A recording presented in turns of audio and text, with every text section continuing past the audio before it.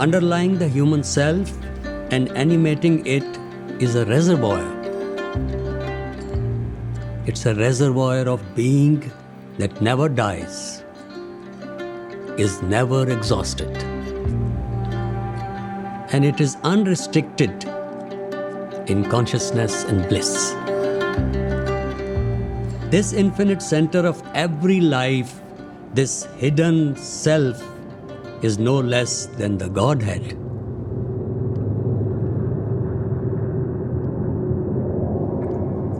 Body, personality, and this infinite center, a human self, is not completely accounted for until all three are noted.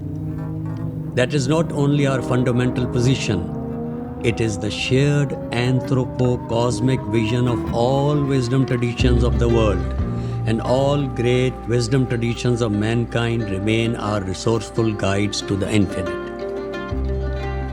We recognize that this hidden self, the infinite within, is called by many names, but all point to a single reality. Hindus call it Brahma, which Christianity terms as beauty so ancient and so new. For the Jews, it is eternal, which in Islam is closer to us than our jugular veins.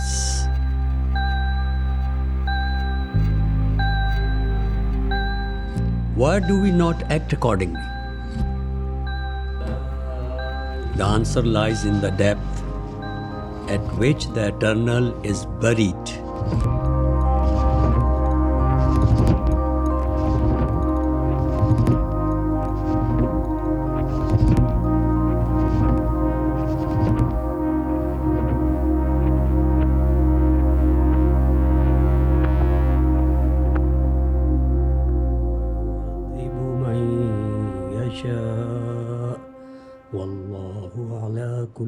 In order to give you a perspective on the trajectory of my life, I would like to make a confession that I was born in an original sin. I was born in the original sin of modernity. The original sin of modernity, which is turning its back on transcendence.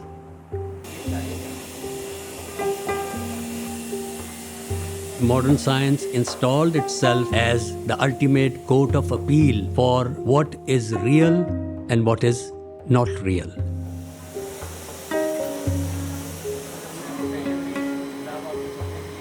Why is that T.S. Eliot would find the metaphors of hollow man to indicate the inner state of modern man and wasteland as our worldview?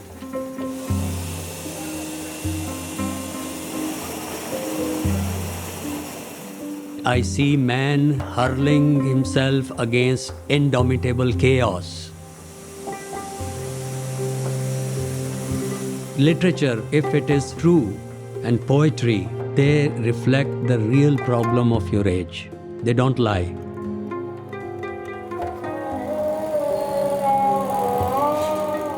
Once transcendence is gone, then there is loss of meaning as well. How do you understand yourself? If I am a cunning animal without any destiny beyond the grave, a mere spark which illumines for a moment and then disappears in darkness, then what does it mean to be human? Human existence bereft of transcendence is an impoverished and finally untenable condition.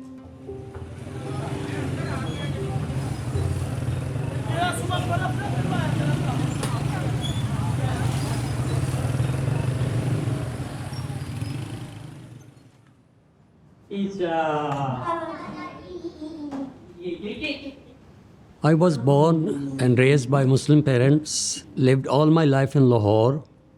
From the beginning, if you allow me to use the word pneumatic type of child, and always drawn towards the deeper aspects of things, the philosophic questions. أعوذ بالله من الشيطان الرجيم بسم الله الرحمن الرحيم والتين والزيتون وطور سينين وهذا البلد الأمين لقد خلقنا الإنسان في أحسن تقويم. But all these interests which always attracted me had converged in one place under Iqbal's thought and Iqbal Academy, where I worked for 30 years. Iqbal was an amazing figure in this context. He had three distinct dimensions. First was his creative engagement with the paradigm of modernity, drinking deep at the sources of modernity. Then he was the greatest flowering of Persian poetry in India in 20th century and was the best representative of the illustrious tradition of wisdom poetry or sapiential poetry starting from Attar, Rumi, Hafiz, and he was the most outstanding poet of Urdu language as well. And he center staged the metaphysical themes and presented the worldview of Islam with an excellence of language, beauty of expression. He was a person who had something to offer to science. He was a person who had something to offer to religion, and he had something to offer to philosophy. So if these entities, science and religion, are permanent fixtures of history, the question is that the future of humanity depends on how these two forces settle down in their relationship.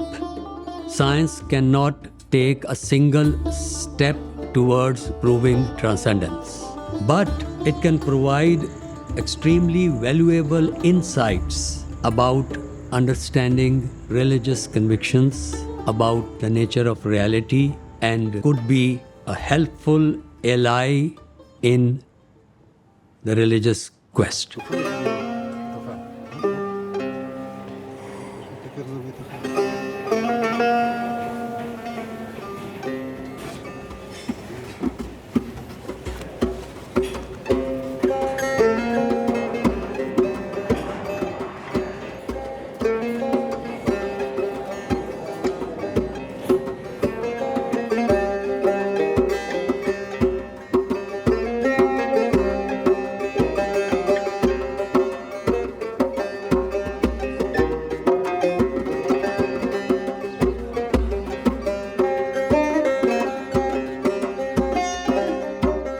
With the arrival of the quantum non-locality theory or the post-quantum debates about science in the scientific field, the possibility came to the surface that finally physics is taking metaphysics out of the mothballs.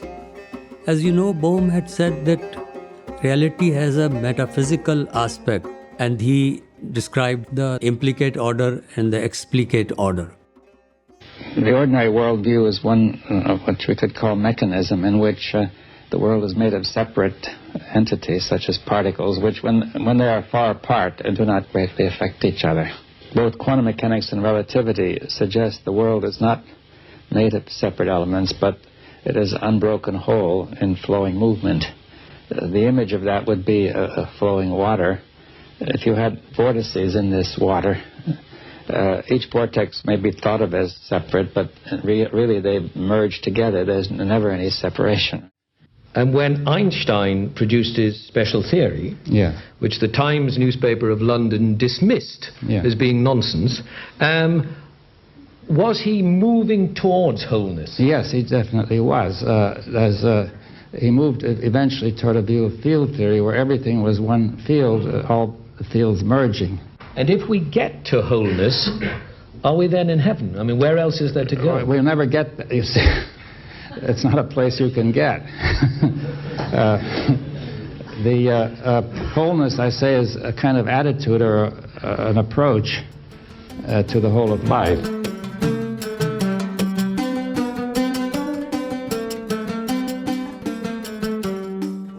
And this exactly resonates with so many metaphysical dictums and even poetry. Sadi's famous verse, Bani Adam Azay Yakdi Garand, Kidara Faninash Zayak Jauharand. All the humans are like limbs of a single body because they are one in their original creation.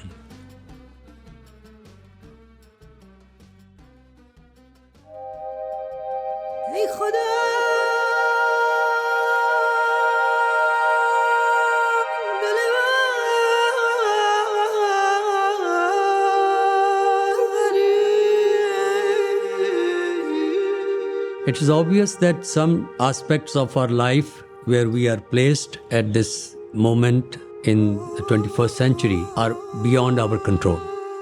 What does it mean to be human and how I am placed in this whole cosmic unfolding of the divine manifestation?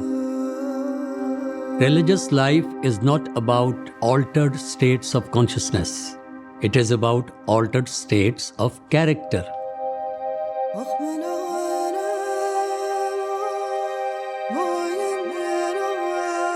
How more compassionate, loving, caring have you become? And as Jung has said, what is important is the way a person relates to the infinite.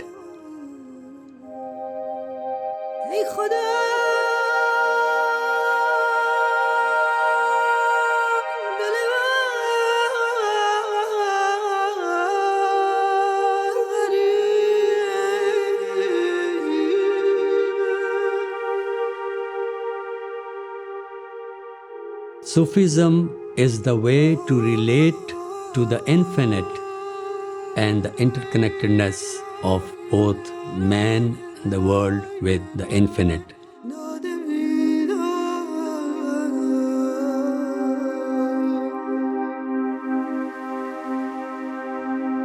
God created out of love. It is out of divine mercy that manifestation takes place. It is in the nature of the Absolute, the infinite, to radiate.